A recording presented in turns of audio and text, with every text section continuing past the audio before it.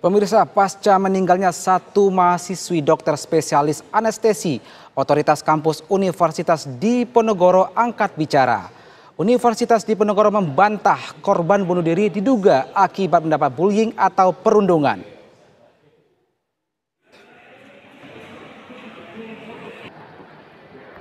Universitas Diponegoro Semarang membantah penyebab meninggalnya satu mahasiswi dokter spesialis anestesi, Dr. Aulia Risma Lestari yang diduga bunuh diri dipicu bullying atau perundungan. Mendiang Aulia selama ini merupakan mahasiswi yang berdedikasi dalam pekerjaannya. Namun dia memiliki problem kesehatan yang dapat mempengaruhi proses belajar yang sedang ditempuh. Berdasarkan kondisi kesehatannya, Aulia sempat mempertimbangkan untuk mengundurkan diri. Namun karena dirinya merupakan penerima beasiswa secara administratif terikat dengan ketentuan penerima beasiswa sehingga dirinya mengurungkan niat tersebut. Universitas Diponegoro sendiri telah menerapkan gerakan zero bullying. Mengenai pemberitaan meninggalnya almarhumah berkaitan dengan dugaan perundungan yang terjadi, dari hasil investigasi internal kami bahwa itu tidak benar. Ya, jadi bukan dari perundungan. Almarhumah selama ini merupakan mahasiswi yang berdedikasi dalam pekerjaannya. Namun demikian, almarhumah mempunyai problem kesehatan yang dapat mempengaruhi proses belajar yang sedang ditempuh. Dengan menjunjung tinggi nilai-nilai konfidensialitas medis dan privasi almarhumah, kami tidak dapat menyampaikan detail masalah kesehatan yang dialami selama proses pendidikan. Pengelola pendidikan program studi anestesi menyikapi problem kesehatan yang dialami almarhumah dengan memantau secara aktif perkembangan kondisi yang bersangkutan selama proses pendidikan. Berdasarkan kondisi kesehatannya, almarhumah sempat mempertimbangkan untuk mengundurkan diri. Pasca meninggalnya Dr. Aulia, Kementerian Kesehatan telah menghentikan program studi anestesi Fakultas Kedokteran Universitas Diponegoro di RSUP Dr. Karyadi Semarang. Dari Semarang, Jawa Tengah, Didit Kordias, TV One mengabarkan. Pemirsa, Polda Jawa Tengah akan melakukan pemanggilan saksi yang terkait kasus dugaan perundungan terhadap Dr. Aulia. Hingga saat ini penyidik Polda Jawa Tengah masih melakukan pemeriksaan terhadap keluarga korban.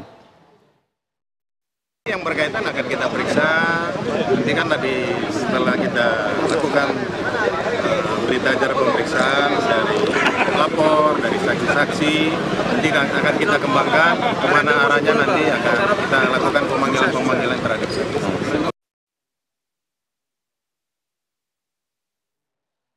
Lalu apa materi pemeriksaan keluarga Dr. Aulia Risma Lestari dan benarkah kasus perundungan tersebut sudah sampai melewati batas-batas tugas dan profesi seorang dokter? Untuk dialog ini pemirsa sudah bergabung dengan kuasa hukum keluarga Dr. Aulia, Michal Ahmad. Bang, Michal, selamat pagi Bang. Selamat pagi. Oke, Bang, saya konfirmasi terlebih dahulu kepada Anda. Apakah pihak keluarga menggunakan narasi Dr. Aulia diduga meninggal karena bunuh diri atau tidak? Mengingat itu narasi ini begitu viral dan konon katanya keluarga tidak membenarkan Dr. Aulia meninggal karena bunuh diri? Betul, Pak. Jadi terima kasih saya jelaskan di sini. Dr. Aulia meninggal karena sakit seperti yang disampaikan oleh pihak Undip itu benar, Pak. Kan? Tapi sakit itu dia derita karena tekanan fisik dan fisikis yang diberikan oleh senior-seniornya yang dibiarkan oleh para pengajar di sana. Jadi bagaimana orang tidak drop, tidak menjadi sakit, Dr. Aulia waktu mengikuti PPDS itu dalam kondisi sehat, baik fisik maupun fisikis. Kalau dikatakan dia ada sakit, sakitnya apa? Silakan dibuka nanti di kepolisian, kan prosesnya sedang diproses di sana. Beliau mengalami frekuensi jam belajar yang tidak wajar, yang seperti saya katakan dari mulai jam 3 sampai dengan jam 1 malam, dan itu berkeseterusan dan juga mendapat tekanan fisik yang luar biasa melakukan tugas-tugas yang tidak wajar. Dari mana kami tahu? Kami tahu bukan mengarang, almarhum memiliki 3 buah handphone, yang mana dari percakapan 3 buah handphone itu menunjukkan ada hal-hal yang saya sampaikan ini. Itu satu, Bang. Yang kedua, terkait almarhum bunuh diri atau tidak bunuh diri, saya katakan almarhum tidak bunuh diri. Apa buktinya almarhum tidak bunuh diri? Almarhum adalah seorang dokter yang paham betul akan obat-obatan. Bung Misal, maaf saya potong. Anda mengatakan membantah keras tidak bunuh diri. Sementara dari pihak FK Undip menyebutkan ada komorbid atau penyakit yang sampai sekarang masih dirahasiakan. Anda pasti berkomunikasi dengan keluarga. Bisa Anda informasikan apakah benar ada komorbid atau penyakit bawaan yang diderita hingga akhir hayatnya Dr. Aulia? Tidak ada, Bang.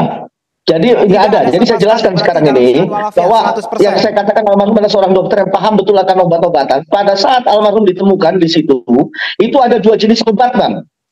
Yang pertama propofol, yang kedua rokulat. Rokulat inilah yang dipakai oleh almarhum untuk menghilangkan rasa sakit yang dia derita. Nah, kalau dia mau bunuh diri, memang ada niat untuk bunuh diri, dia pakai propofol. Propofol itu kalau disuntikan dalam waktu 15 detik orang akan mati tanpa kesakitan, Bang. Ini informasi dari adiknya adiknya almarhum yang bernama Dokter Nadia. Baik. Dia juga dokter. Baik. Jadi dia menjelaskan kepada saya, propofol itu kalau disuntikan cuma perlu waktu 15 detik tanpa mengalami rasa sakit. Baik. Jadi kalau orang mau bunuh diri, kalau dia mau bunuh diri dia pakai propofol, nggak mungkin pakai rokulat. Baik. Bang, Anda bisa terangkan kepada kita dan pemirsa semuanya informasinya. Anda bersama Kemenkes RI serta keluarga sudah membuat laporan baru ke polisi. Kabarnya 11 mahasiswa PPDS senior itu sudah diperiksa. Apa faktanya atau fakta terbaru yang Anda rangkum sehingga Anda membuat LP tersebut, Bang? Jadi bukan Mas. Kalau soal 11, yang jelas sudah hampir ada 10 saksi, tapi belum saya nggak tahu yang dari mahasiswa senior itu berapa orang yang diperiksa. Kami baru membuat laporan itu kemarin, Bang. Ya, apa fakta yang Anda kumpulkan? Karena sebetulnya keluarga ini tidak mau membuat laporan karena keluarga diintimidasi, gitu kan? Jadi perlu saya kasih tahu, Bang, bahwa ini bukan cuma PR kita, ini PR kita bersama, Bang. Karena bukan cuma keluarga selain setelah lapor itu sudah tidak ada intimidasi.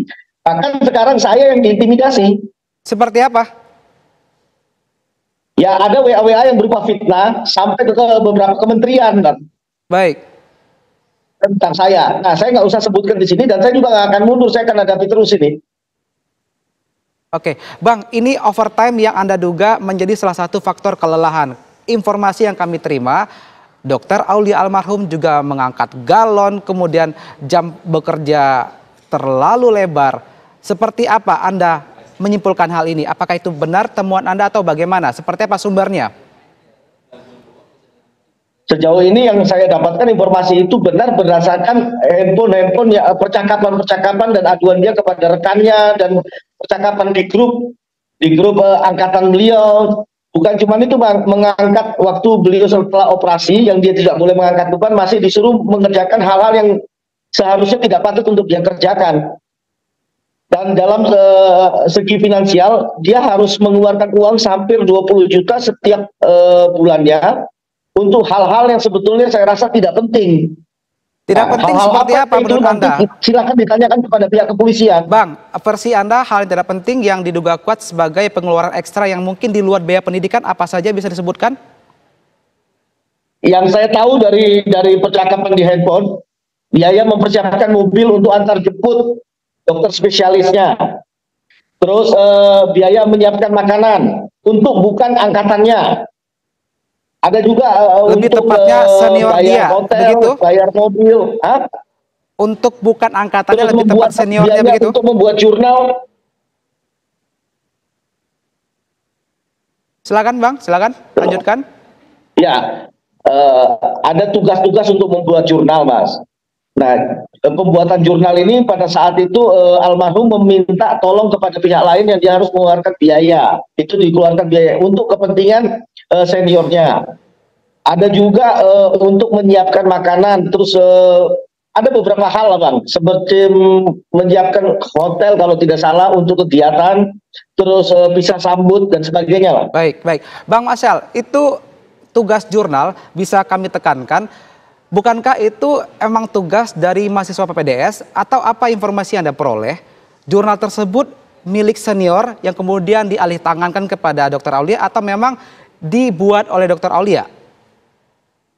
Milik senior yang dialih tangankan, Bang.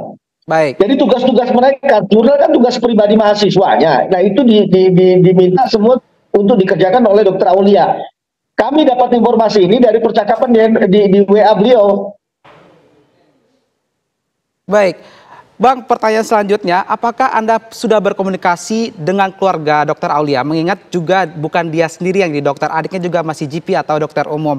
Apakah sudah ada meriset sebelumnya? Beliau masuk kedokteran 2022 untuk PPDS. Apakah sudah mengetahui bahwa ada warisan dalam tanda kutip seperti ini di pendidikan PPDS, adanya biaya-biaya tak terduga dari di luar pendidikan, kemudian overtime yang terlalu ekstrim? Apakah sudah ada riset dari keluarga sebelum menerima tawaran tugas belajar dari rumah sakitnya Dr. Aulia? Nggak ada. Jadi begini Bang, di situ tuh tergantung mahasiswa titipan siapa. Yang saya tahu dari informasi keluarga, ada beberapa mahasiswa juga anak dokter spesialis yang tidak diganggu di sana. Baik, baik. Terima kasih, Gitu. Bung Nah, Misal saya sangat Ahmad. prihatin dengan hal-hal seperti ini. Baik Bang, terima kasih. Semoga solusinya segera mendapatkan perhatian dari semua pihak dan Dr. Aulia segera mendapatkan kehadiran.